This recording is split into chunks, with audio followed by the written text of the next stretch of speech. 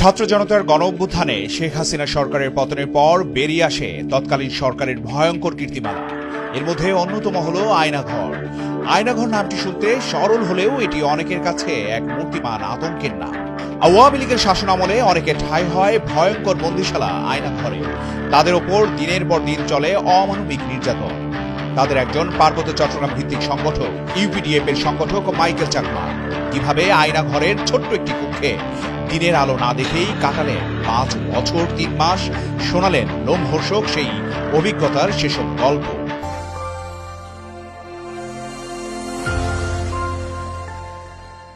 শেখ হাসিনা সরকারের পতনের পর বছরের পর বছর নিখোঁজ থাকা অনেকেই ফিরে আসে। তাদের অনেকেই বন্দী ছিলেন আয়নাঘর নামক ভয়ঙ্কর এক বন্দিশালায়। তাদের অনেকেই আর ফিরবেন না বলে বাড়িতে শেষকৃত্য সেরে ফেলা হয়েছিল। তবে হঠাৎ সরকারের পতনের পর এই গোপন বন্দিশালা থেকে মুক্তি মেলে অনেকে। তার একজন পার্বত্য চট্টগ্রামের ইউপিডিএফ নেতা মাইকেল চাকমা। পার্বত্য চট্টগ্রাম ভিত্তিক আঞ্চলিক রাজনৈতিক দল ইউনাইটেড পিপলস ডেমোক্রেটিক ফ্রন্ট বা সংক্ষেপে ইউডিএফ এর একজন সংগঠক মাইকেল চাকমা 2019 সালের 9 এপ্রিল নারায়ণগঞ্জ থেকে ঢাকায় ফেরার পথে কল্যাণপুর বাস টার্মিনাল থেকে গোয়েন্দা পরিচয়ে সাদা মাইক্রো বাসে তুলে নেওয়া হয় তাকে। এ সময় কালো কাপড়ে বেঁধে ফেলা হয় তার চোখ মুখ। মাইকেল চাকমার বর্ণনায় উঠে আসে এমন সব তথ্য।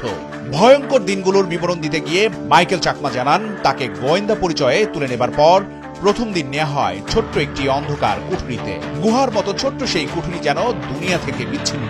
ছিল না কোনো আলো বাতাস। আয়নাঘরের এমন লোমহর্ষক চিত্র যেন থ্রিলার সিনেমাকেও হার মানায়। তিনি জানান, প্রথম দিকে তাকে বিভিন্ন জিজ্ঞাসাবাদ করা হয়, কিন্তু মারধর করা হয়নি।